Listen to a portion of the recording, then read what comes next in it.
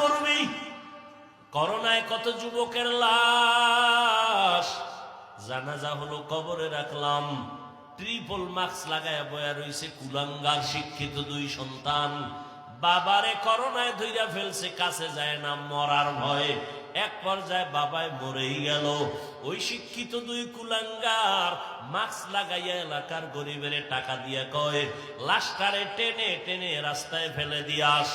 রাস্তায় ফেলে দেওয়ার পরে ওই কুলাঙ্গার দুই সন্তান দরওয়াজা জানালা লক করে দিল।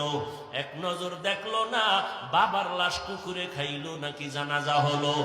এই যুবকেরা, ইতিহাস ভুলবি না।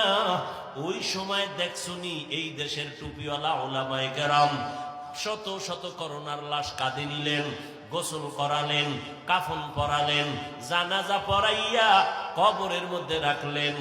একজন হুজুরেও করোনায় মরে না।